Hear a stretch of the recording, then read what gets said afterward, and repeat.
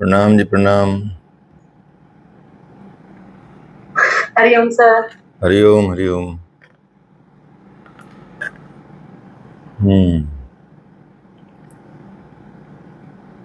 पहले कौन सा उपनिषद चल रहा है आपका? किसी को याद है?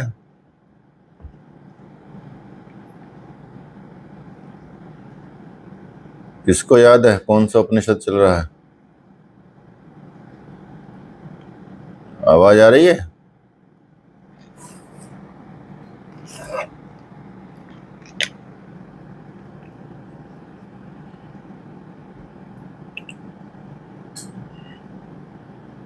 आवाज आ रही है? बोल क्यों नहीं रहे हो? जी सर, आ रही है आवाज। तो बोला करो। हाँ ठीक है। सेकंड यूनिट का चल रहा है। अच्छा, प्रश्नोपनिषद चल रहा है ना? प्रणाम सर। प्रणाम जी, प्रणाम। तो अभी हम तीसरा प्रश्न के बारे में करेंगे चर्चा। प्रश्नोपनिषद के तीसरे प्रश्न, क्योंकि इसमें प्रश्न किए गए ना, तो दो प्रश्न कर चुके हैं। अब तीसरा प्रश्न की चर्चा चलेगी। ठीक है, दो प्रश्न हो चुके हैं आपके। तीसरा प्रश्न है किसके बारे में? प्राण, अपान, समान, व्यान, उदान, और उसका उदान का पिंड और ब्रह्मांड में रूप क्या है। तो 3 टाइम्स ओम बोलेंगे पहले, तभी शुरू करेंगे। सीधे बैठेंगे।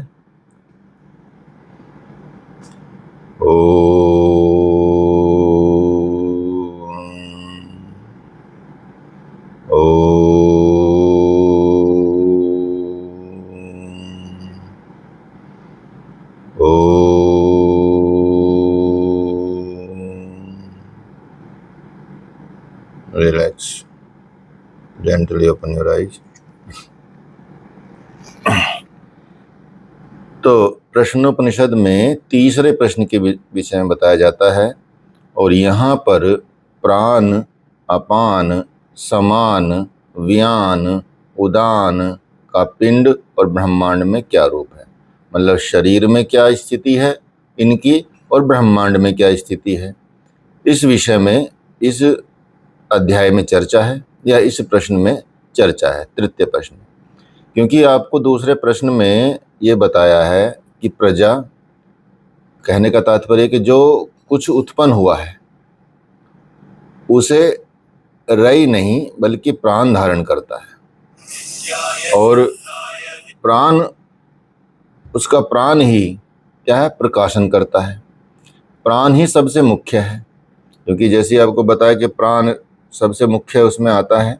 प्राण नहीं है तो सब कुछ शरीर से चला जाता है, प्राण चले गए तो सब कुछ चला जाता है। तो यहाँ पे इसी विषय में बताया गया कि प्राण सब कुछ धारण करता है, और प्राण ही सबसे ज्यादा मुख्य है, जो आपने सेकंड प्रश्न में पूछा। अब ये सब सुन लिया है, क्योंकि आपको बताया था कुछ शिष्य हैं जो प्रश्न कर रहे हैं। उनमें जो अश्वल के पुत्र हैं कौशल्य, पिपलाद ऋषि से वो पूछते हैं कि हे भगवान, ये जो प्राण है, ये प्राण जो सब उत्पन्न हुए पदार्थों को धारण करता है, ये स्वयं कहाँ से उत्पन्न होता है? इसकी उत्पत्ति स्वयं कहाँ से होती है? ठीक है, क्योंकि प्राण सभी पदार्थों को, जितने भी उत्पन्न होते हैं सब में प्राण होता है, कह सकते हैं कि वो सब पदार्थों को उत्पन्न करता है। लेकिन ये कहाँ से उत्पन्न होता है, और ये इस शरीर में किस तरह से आता है, और अपने अलग अलग हिस्से करके, जो पंच प्राण जिनको कहा जाता है, अलग अलग हिस्से करके, या कह सकते हैं विभाग करके, शरीर में किस तरह से स्थित है। तो इस तरह से आप देखेंगे कि ये किस प्रकार शरीर से निकलता है, बाह्य संसार को ये प्राण किस प्रकार धारण करता है, और आत्मा को इस शरीर में ये किस प्रकार धारण करता है। तो ये प्राण से रिलेटेड प्रश्न पूछे गए, कौशल्य ने पूछे।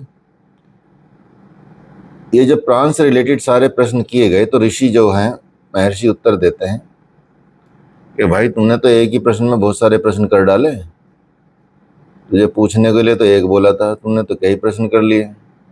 क्या क्या प्रश्न कर लिए उन्होंने ये कर लिया कि भाई ये प्राण कहाँ से उत्पन्न होता है, ये शरीर में किस प्रकार आता है, और अपने अलग अलग स्वरूप में ये किस प्रकार शरीर में विभाग करता है, और किस तरह शरीर से निकलता है, बाहर के संसार को ये प्राण किस तरह से धारण करता है, और आत्मा को शरीर में ये किस प्रकार धारण करता है।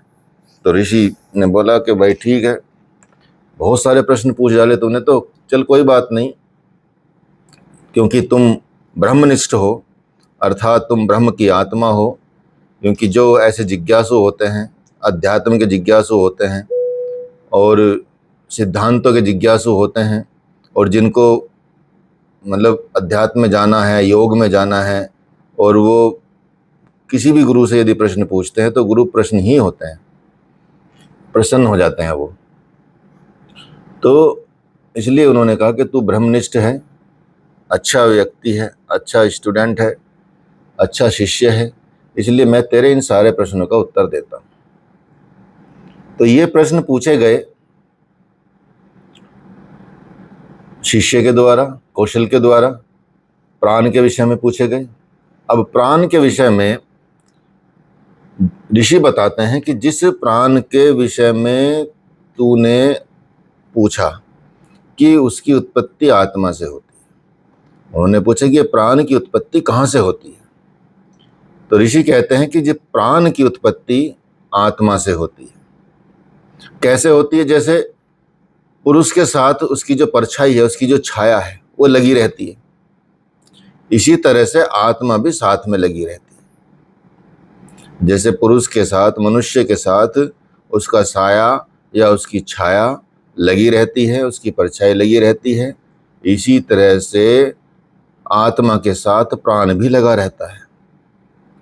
पुरुष से छाया की उत्पत्ति होती है, अगर मनुष्य नहीं है तो उसकी छाया भी नहीं है, और मनुष्य है तो छाया है, प्रकाश है तो छाया है। ठीक है, तो आप देखेंगे कि आत्मा भी इसी तरह से, आत्मा से इसी तरह से प्राण की उत्पत्ति होती है। और मन में जब आप कुछ किए करते हैं, मन के किए हुए वो इस शरीर में आता है, शरीर में वो मन के साथ प्रवेश करता है, और मन की वासनाएं, समझिए कि उनको ही, जो मन की वासनाएं वो रस्सी बनाकर आत्मा को शरीर में खींच लाती है। अर्थात मन की विषयों में आसक्ति, तो उसको शरीर धारण करना पड़ेगा। जैसे आपने कर्म किए, आप मन में जो भी सोचते हैं, मन में जो भी करते हैं, वो आपके कर्म जनरेट हो जाते हैं, वो आपका अकाउंट क्रिएट हो जाता है। और जब तक आपका अकाउंट खाली नहीं होगा तो वो अकाउंट तो आपका ही रहेगा, बंद भी नहीं होएगा। ठीक है, डोरमेंट स्थिति में जा सकता है लेकिन बंद नहीं होता। सोचिए, मेरा एक अकाउंट खुला था लगभग 2007-8 में किसी के साथ, जिसका कोई आईडी नहीं था दिल्ली में। अब मैंने जब उसी बैंक में दोबारा अपना अकाउंट खुलवाया अभी फ़िलहाल पिछले साल, तो उन्होंने कहा कि जी देखो, आपको नई आईडी तो मिल नहीं सकती, क्योंकि आपका पहले से एक अकाउंट है, वही आईडी आपकी काम करेगी। या तो उसको बंद कराओ, तब वहाँ से आपका पीछा छूटेगा, नहीं तो जब तक यही आईडी चलेगी और यही रहेगा। क्योंकि मैं हैरान था कि भाई, उन्होंने कि आपका तो पहले भी अकाउंट है। मैं तो भूल गया था, क्योंकि मेरा अकाउंट तो था नहीं, किसी और के अकाउंट के लिए मैंने मतलब वो बना था साथ में, जॉइंट अकाउंट में। तो इसी तरह से मन में भी आपके कर्म जनरेट होते हैं मन के द्वारा, क्योंकि हर चीज़ मन सोचता है, और मनों में शरीर ही है जो आता जाता है, शरीरों में प्रवेश करता है। तो मन ही की जो वासनाएं हैं, मन के जो विषय हैं या इच्छाएं हैं, वो एक तरह से रस्सी का काम करती हैं और आत्मा को खींच के शरीर दे देती हैं आपको, आपका शरीर उत्पन्न हो जाता है। और वही कर्म हैं जिनकी वजह से आप शरीर धारण करते हैं और इसी तरह से आत्मा शरीर में जैसे ही आता है, तो क्योंकि पता है आपको, आत्मा के साथ ही प्राण चलता है, वो आत्मा की छाया है प्राण। जैसे ही शरीर में आया, आत्मा प्रवेश किया, या जैसे ही उसको शरीर मिला, तो प्राण अपने आप चलने लगते हैं, ये ऋषि कहते हैं। क्योंकि कुछ बच्चों ने प्रश्न नहीं सुने होंगे तो बता देता हूँ। प्रश्न क्या था कि प्राण सब पदार्थों को उत्पन्न करता है, उनको धारण करता है, वो स्वयं कहाँ से आता है, वो शरीर में किस प्रकार आता है। तो कहाँ से आता है तो बता दिया, कहाँ से आता है, आत्मा के साथ ही आता, आत्मा के साथ साया की तरह रहता है, अर्थात छाया की तरह रहता है। आत्मा की छाया है, परछाई है। जैसे हमारी परछाई हमारे बिना नहीं हो सकती, ऐसी आत्मा के बिना प्राण नहीं हो सकता। तो आत्मा और प्राण साथ चलेंगे, अंडरस्टूड। जहाँ भी आत्मा प्रवेश करेगी, या जिस घट में आत्मा आ जाएगी, या जो घट है वो आत्मा में प्रवेश कर जाएगा, वहाँ से प्राण चलने लगेंगे।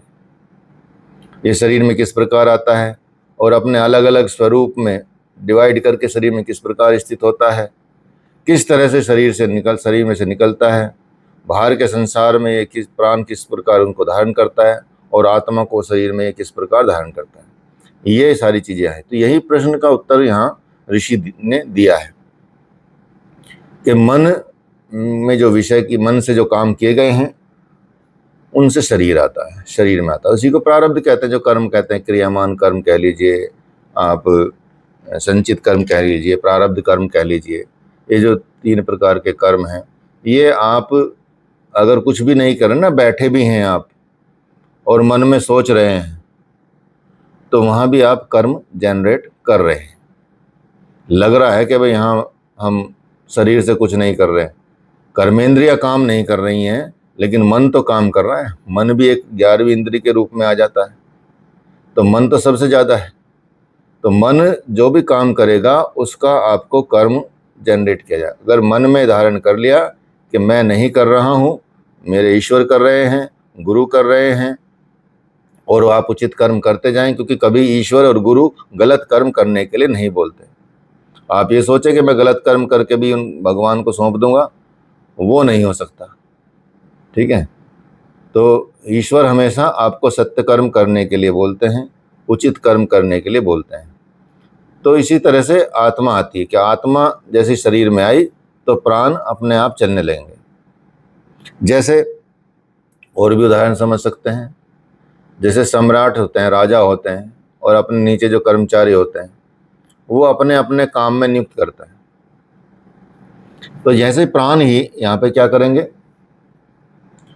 सम्राट, प्राण तो सम्राट हो गए, तो सम्राट जैसे जैसे अपने अन्य कर्मचारियों को, अपने मिनिस्टर्स को काम में लगाता है, उनको अपॉइंट करता है, और किसी को कुछ काम देता है, किसी को कुछ काम देता है, किसी को बड़ा अधिकारी बना देता है, किसी को कुछ चीज़ों का अधिकारी बना देता है। इसी तरह से प्राण भी बाकी प्राणों को अलग अलग अपने काम में नियुक्त करता है। जब उसको होता है कि भाई हाँ, अब मैं प्रवेश कर गया हूँ, तो अब बाकी सब काम पे लग जाओ भाई। जो कर्मचारी गण हैं, जो ऑफिसर गण हैं, जो मिनिस्टर हैं, वो सब अपने काम पे लग जाओ। तो आप आन एलिमेंट्री सिस्टम, अर्थात नीचे की तरफ जीवन। नीचे की तरफ जीवन का मतलब जो अपान है, अपान को अप प्लस आन कह सकते हैं, जोड़ सकते हैं।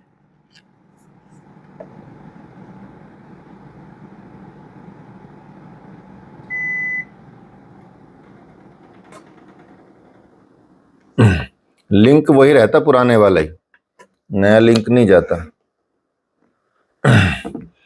ठीक है। तो गुदा और उपस्थ में अपान, नीचे की तरफ जो जीवन है वहाँ स्थित होता है, वहाँ की जिम्मेदारी प्राण ने उनको छोड़ी है।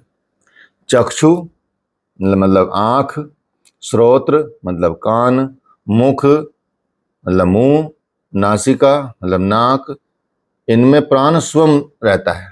जैसे कई बार प्रधानमंत्री कई मिनिस्ट्री अपने पास रख लेते हैं ना, कि भाई ये मिनिस्ट्री मेरे पास है, ठीक है। तो इसी तरह से ये प्राण अपने आप एक क्षेत्र, एक एरिया को सेलेक्ट कर लेता है कि भाई आँख, कान, मुंह, नाक, इनमें मैं रहूँगा, अर्थात रेस्पिरेटरी सिस्टम में मैं रहता हूँ। ये सब मेरी जिम्मेदारी है। और शरीर के मिड में अर्थात सम प्लस आन अर्थात डाइजेस्टिव सिस्टम, समान डाइजेस्टिव सिस्टम का काम करता है, अर्थात उसकी जिम्मेदारी डाइजेशन को ठीक करने की है। तो समान बिगड़ा, आपका डाइजेशन बिगड़ा। अपान बिगड़ा, आपका एक्सक्रीटरी सिस्टम बिगड़ा या एलिमेंट्री सिस्टम बिगड़ जाएगा। और यदि प्राण बिगड़ा तो रेस्पिरेटरी सिस्टम बिगड़ा, ये समझिए।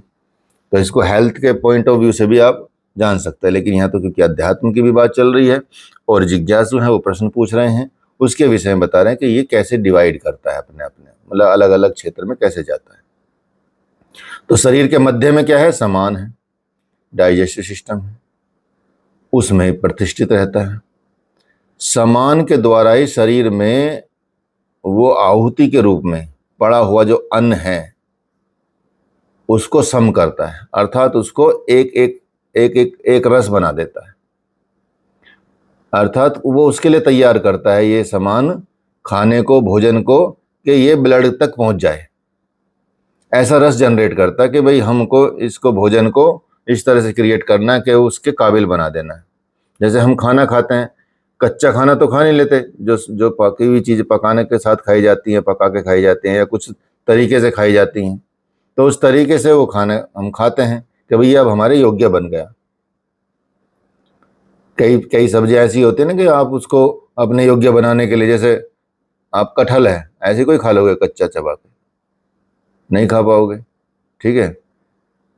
थोड़ा बहुत कोई हिम्मत करके खा लेगा चलो, लेकिन उसको फिर पेट को ज़्यादा मेहनत करनी पड़ेगी, अर्थात आपके समान पार्ट को मेहनत करनी पड़ेगी। तो इसी तरह से प्राण समान भी भोजन को ऐसा बना देता है, सम कर देता है, एक रस बना देता है। भोजन कुछ भी खाओ, एक रस बन गया, उसी में जो विटामिन होंगी, प्रोटीन होंगी, वो सबको डिवाइड करके कर देता है, ये सब जगह पहुंचाता है, जिससे शरीर में 7 तरह की ज्योतियां जग उठती हैं। 7 प्रकार की ज्योति जगने का मतलब हो गया 2 आंख, 2 नाक, 2 कान और 1 मुख। ये 7 शरीर में 7 प्रकार की ज्योतियां हैं जिन्हें समान द्वारा रस मिलता है। आपकी आंख, नाक, कान, मुंह ये तभी काम करते हैं जब आपको समान रस पहुंचाता है, अर्थात वो एनर्जी देता है।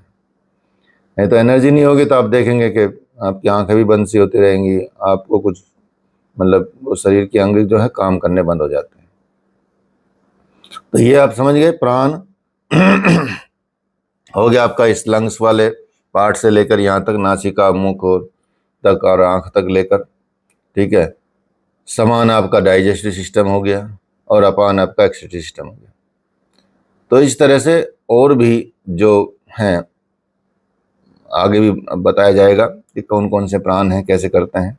अब यहाँ देखेंगे आत्मा का निवास हृदय में बताया जाता है, हृदय स्थान में बताया जाता है आत्मा का निवास।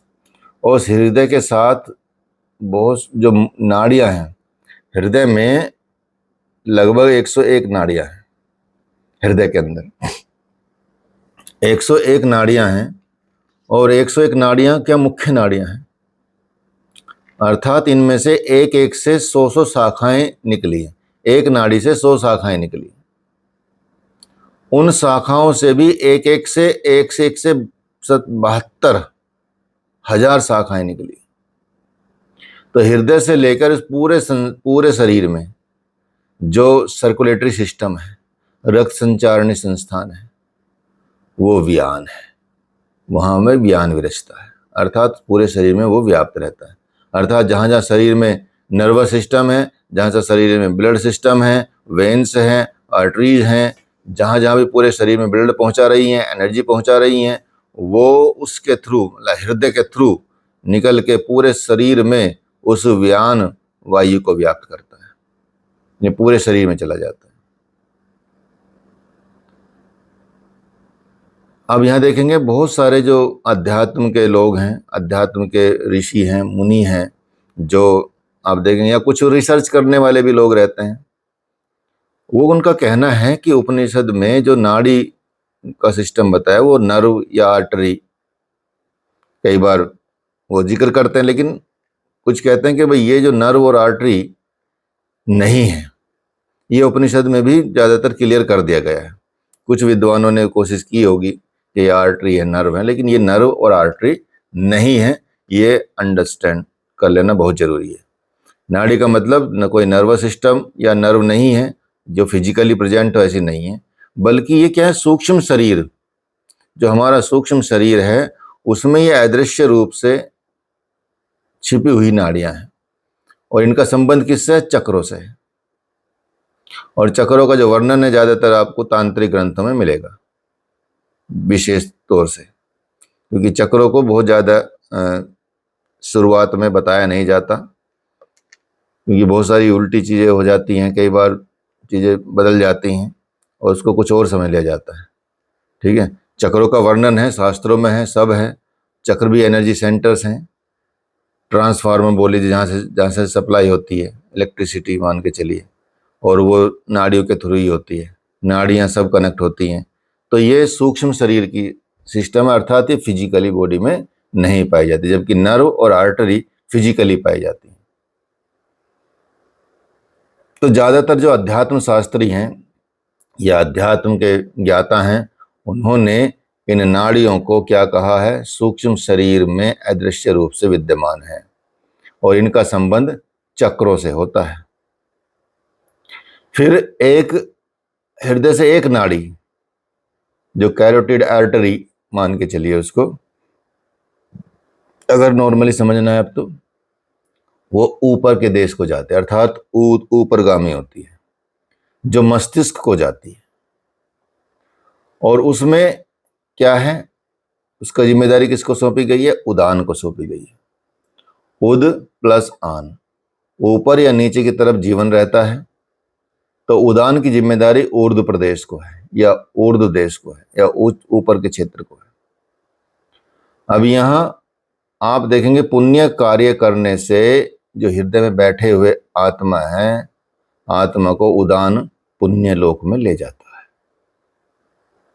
अब सोचिए कितनी विशेष महत्वपूर्ण बात है ये, कि जब आप कोई पुण्य कर्म करते हैं, जब आप कोई अच्छा कर्म करते हैं, जब वो आप कोई अच्छा सोचते हैं, अच्छा विचार करते हैं, तो हृदय में बैठा जो परमात्मा है या आत्मा है, वो उदान के थ्रू वह पुण्य आपको पुण्य लोक में भेज देता है।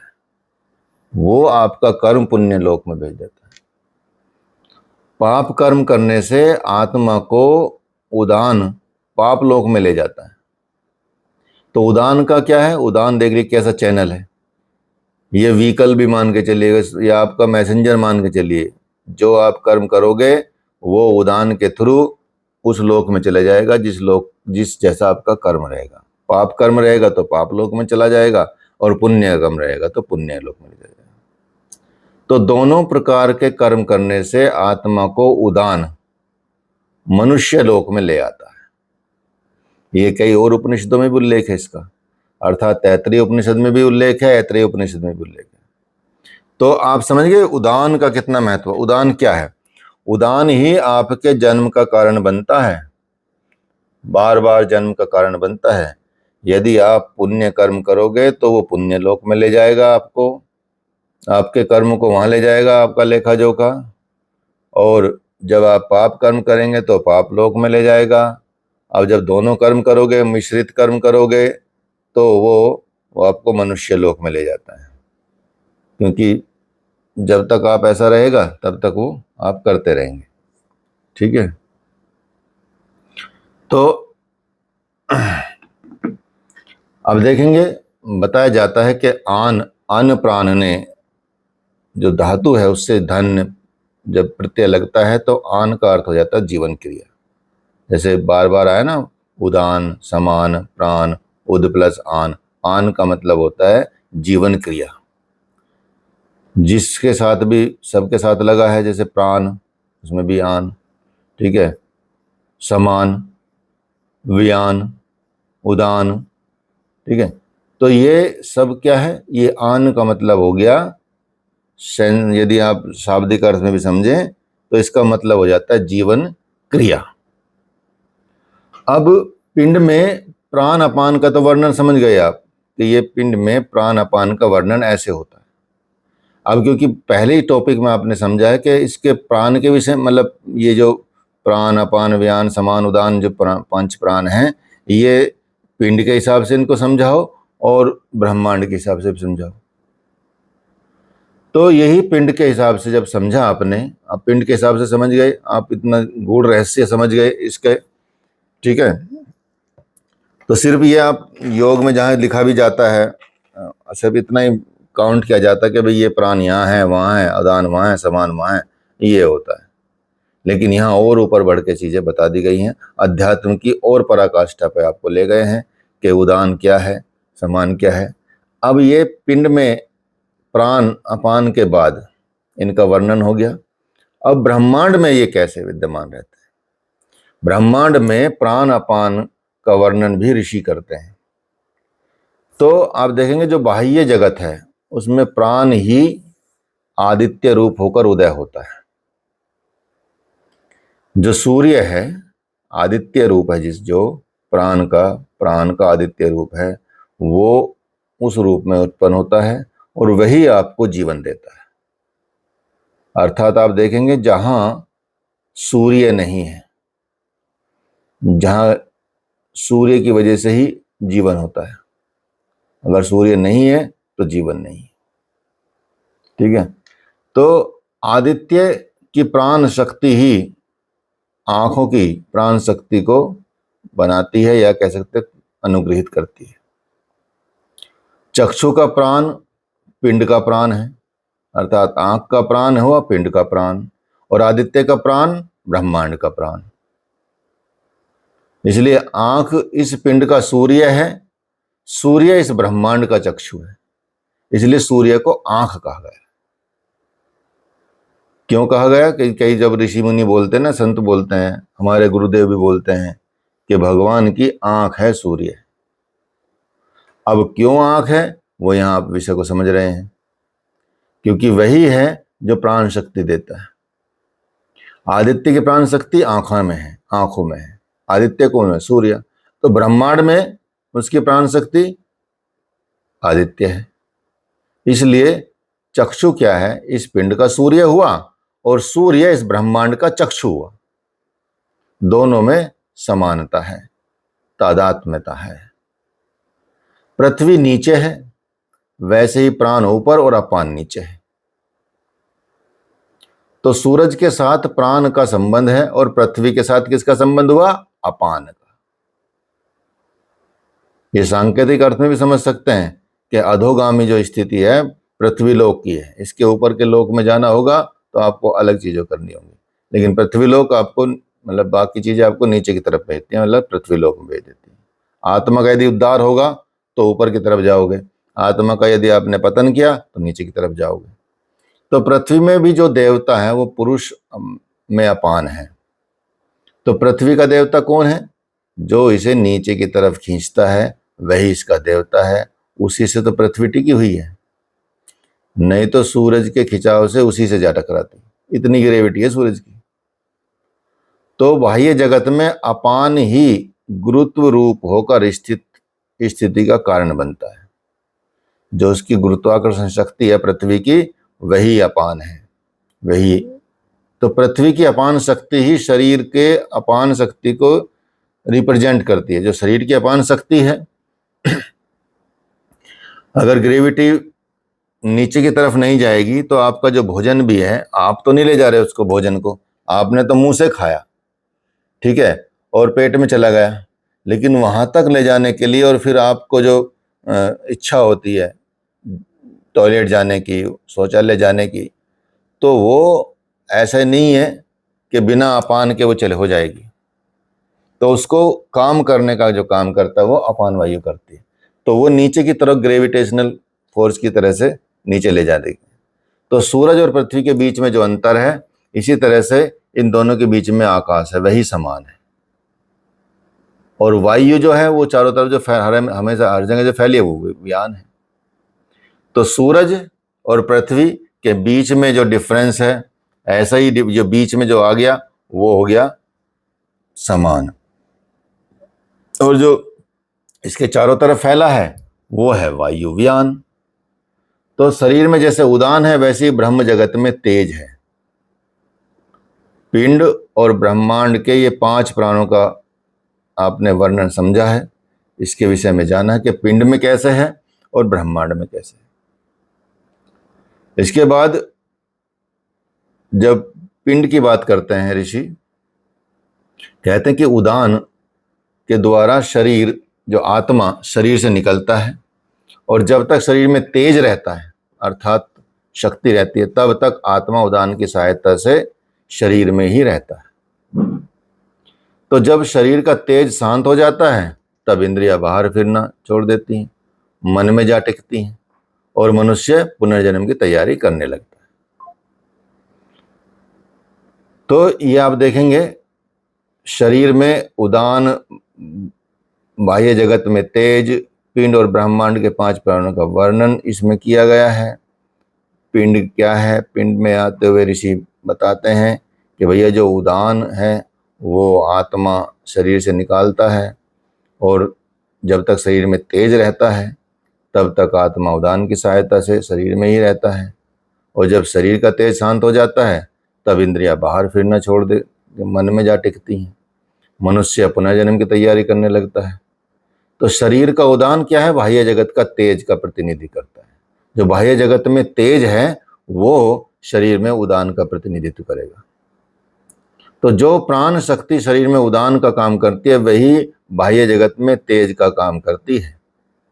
जैसे बाहर के जगत में तेज अस्त होने लगता है तब सारी सृष्टि मानो मरकर नए दिन की तैयारी करती है, वैसे शरीर का जब तेज शांत हो जाता है तब उदान की सहायता से आत्मा पुण्य और कर्म और पाप कर्म, पुण्य कर्म के पुण्य लोक में ले जाएगी, पाप कर्म पाप लोक में, और दोनों उभय कर्म होंगे तो मनुष्य लोक में आता है। तो मनुष्य के समय जिस तरह से, जिस प्रकार से चित्त होता है उसी प्रकार का चित्त प्राण के पास पहुंचता है। कह सकते हैं कि जब मृत्यु होती है तो मृत्यु के समय में जैसा आपने चित्त का निर्माण किया अर्थात उस स्थिति में जो चित्त की दशा होगी, चित्त में कई चीज हो जाती है, कॉन्शियसनेस आ जाता है, मन भी उसी में आ जाता है, कई चीजें आ जाती हैं चित्त के अंदर जहां स्टोरेज होती है। तो उस वक्त जो चित्त की स्थिति होती है उसी स्थिति के उसी प्रकार चित्त प्राण के पास पहुंचता है और प्राण अपने तेज के साथ क्या करता है? वो आत्मा के पास पहुंचता है। तो प्राण ही तेज माना जाता है, चित्त और आत्मा को अपने संकल्प के अनुसार उस लोक में ले जाता है। इसलिए भगवान बोलते हैं, भगवत गीता में भी आपने सुना होगा कि ये जो मनुष्य है जिसने जो भी काम किया है लेकिन अंत समय में यदि वो मुझे याद कर ले, उसका चित्त में मैं धारण कर लूं, यदि मुझे वो अपने चित्त में धारण कर ले, मन में धारण कर ले और मेरा नाम ले ले तो वो मुझे ही प्राप्त होगा। इसलिए मनुष्य मृत्यु के समय में उसको वो चीज याद ही नहीं रहती। वो चीज किसको याद रहती है? जिसको कंप्लीट आदत बनी हुई हो जप करने की, भगवान का नाम लेने की, जो हर काम में हर क्षण में भगवान का नाम लेता रहता है, भगवान का नाम लेता रहता है, भगवान को पुकारता रहता है, तो अंत समय भी वो उसको याद आ जाएगा भगवान। लेकिन लोगों को, क्योंकि भगवान को तो भूल जाते हैं लोग, बाकी चीजें याद रखते हैं, परिवार याद रखते हैं, अपना खानदान याद रखते हैं, धन दौलत याद रखते हैं, कहाँ अब क्या होगा, पोते का क्या होगा, बेटे का क्या होगा, पत्नी का क्या होगा, पता नहीं क्या होगा, ये सब चीजें वो अंत समय में उनको वही चीजें याद रहती हैं। डर इतना रहता है, मरने का सबको डर रहता है, डर के थोड़ा और भी चीजें आ जाती हैं कि मेरा क्या होगा, मैंने जीवन ऐसा जिया, वो सब याद आ जाता है उसको। वो रिकॉल कर लेता है कि भाई देखो मैंने इतने कर्म किए, ऐसे ऐसे कर्म किए, क्योंकि वो तो सब वही जानता है। तो इसलिए प्राण ही तेज है, चित्त और आत्मा के संकल्पों से वो लोक में जाता है। तो ये तेज, चित्त, आत्मा क्या है? इन तीनों का प्राण के साथ क्या संबंध है? प्राण की 2 शक्तियां हैं, एक शारीरिक शक्ति, एक मानसिक शक्ति। प्राण की शारीरिक शक्ति उसका तेज है और प्राण के तेज से ही तो जो हमारी जिस शरीर की क्रिया होती है वही होती है, शरीर तभी चल पाता है। तो प्राण की शारीरिक शक्ति है उसका तेज, उसकी एनर्जी, वो शक्ति। और जब वो शक्ति है तो उसके तेज से, प्राण के तेज से वो शरीर में क्रिया करती है। और प्राण की मानसिक शक्ति उसका चित्त है। इस चित्त के द्वारा ही वो संकल्प विकल्प होता रहता है, संकल्प विकल्प करता है। शरीर से जाते समय प्राण अपने तेज और चित्त को साथ लेकर चलता है। जब शरीर से प्राण निकलेगा तो किसको साथ लेकर निकलेगा? अपने तेज को और चित्त को, अर्थात हार्ड ड्राइव ले जाता है चुपचाप कि देखो भाई मैं जा रहा हूँ, और जिस एनर्जी से जाऊंगा वो तेज है, और आपकी हार्ड ड्राइव लेके जा रहा हूँ। आपका कंप्यूटर ऐसा कैसे रहेगा? वो अब कुछ कूड़ा है आपके, उसके लिए बिना तो कुछ काम ही नहीं होगा, क्योंकि वो स्टोरेज लेके चले गए। अब उस स्टोरेज में, चित्त में आपका डाटा है, चित्त में आपका डाटा है, क्या अच्छा किया आपने, क्या बुरा किया, वो सब उसमें स्टोरेज है।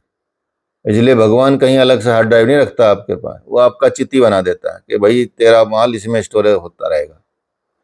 जो जो तूने सोचा है, जो जो तूने मतलब बोला है या सोचा है, जो कुछ भी किया है, वो सब इसमें, अच्छा बुरा सब इसमें स्टोर रहेगा। लेकिन इस शरीर में रहते हुए उसका तेज और चित्त जो हो चुका होता है वही उसी लोक में ले जाया जाता है। जिस आधार पे, जैसे वो तेज और चित्त के आधार पर उसके निर्धारण होता है कि कैसे इसको किस लोक को दिया जाए या कहाँ पे उसको भेजा जाए। और जब चलते हैं, जब वो निकलता है तो प्राण निकलता है, तो उस समय आत्मा भी कूच करता है, अर्थात वो भी निकल जाता है।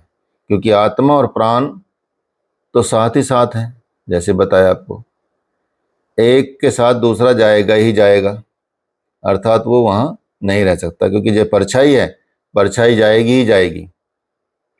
तो इस तरह से प्राण शरीर से कूच करते हैं और अपने शारीरिक तेज जो है, शारीरिक और मानसिक, शारीरिक क्या हुआ तेज, और मानसिक क्या हुआ चित्त, और आत्मिक क्या हुआ आत्मा।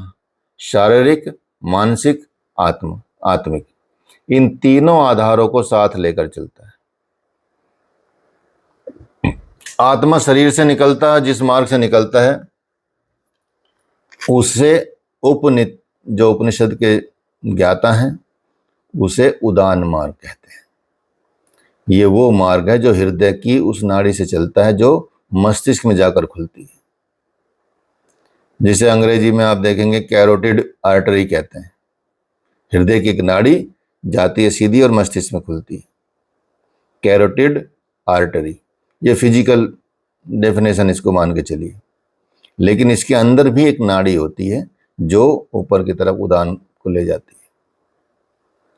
ठीक है, तो जो विद्वान प्राण के संबंध में सब कुछ जानता है वो मृत्यु के बाद भी अमर हो जाता है, उसका कभी वंश छेद नहीं होता, अर्थात उसके वंश में कभी भी परेशानी नहीं होती और उसका विभाजन नहीं होता। तो ये प्राण के बारे में ऋषि ने बताया है कि प्राण, व्यान, उदान, समान, ये सब जो पंच प्राण हैं, इनके विषय में आपने सुना, इसकी उत्पत्ति कहाँ से होती है, इसके अलग अलग 5 स्थान कौन कौन से हैं, ये किस तरह संसार में सब जगह व्याप्त रहता है, ये शरीर में और बाह्य जगत में, पिंड में, ब्रह्मांड में किस प्रकार अपना तादाद में स्थापित करता है। ठीक है, और वो कैसे अमृत को चख लेता है और किस तरह से वो संसार में आपको दोबारा से लाने के लिए उत्तरदायी होता है। और आपके मन और चित्त में जो विषय रहते हैं, मन के जो विषय हैं उनसे चित्त स्टोरेज करता जाता है कि अच्छा अभी इसने ये सोचा, इसने ये सोचा, इसने अभी चोरी के बारे में सोचा, इसने किसी के अच्छे के बारे में सोचा, तो वो चित्त अपना स्टोरेज करता रहता है। अच्छा भाई ठीक है, तूने सोच लिया, ला मुझे भेज दे। फिर उसके आधार पर उसका निर्णय होता है। तो ये तीसरा प्रश्न यहाँ पे आपका कंप्लीट होता है। तो इसमें आपने देखा कि 3 प्रश्न आपने समझे कि 3 प्रश्न क्या हैं। ठीक है,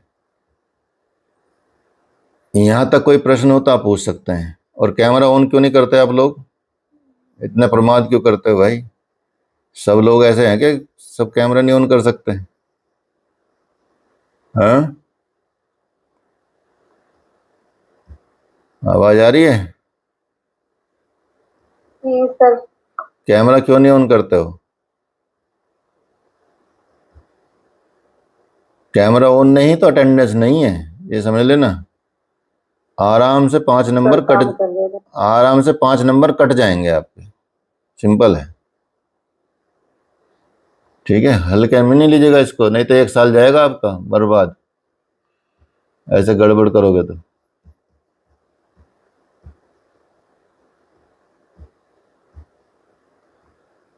चलिए, कोई प्रश्न है तो बताइए।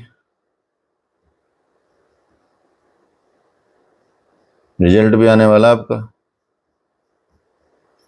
इस वीक में आ कब आ रहा है जाएगा। सर? इस वीक में आ जाएगा, ऐसा लगता है।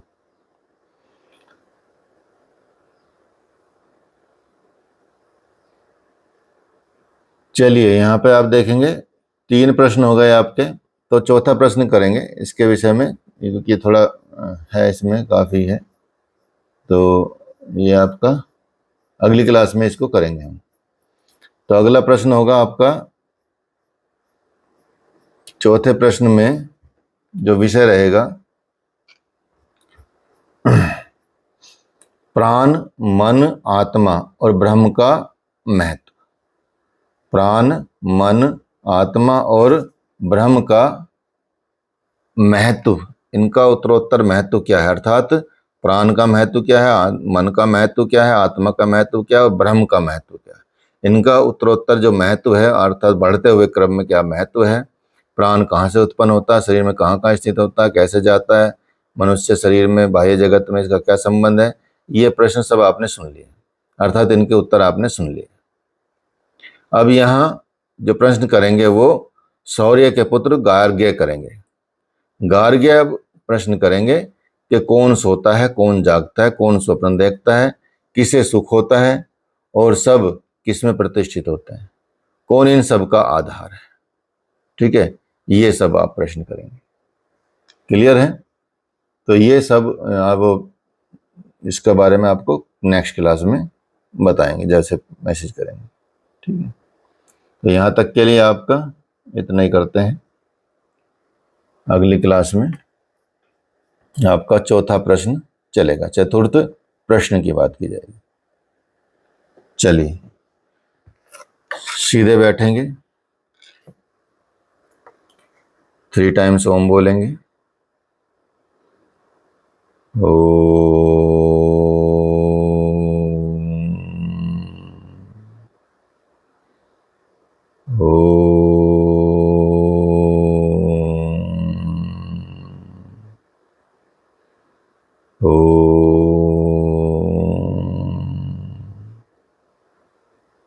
Relax. Gently open your eyes. चलिए, हरिओम। प्रणाम सर। प्रणाम जी, प्रणाम।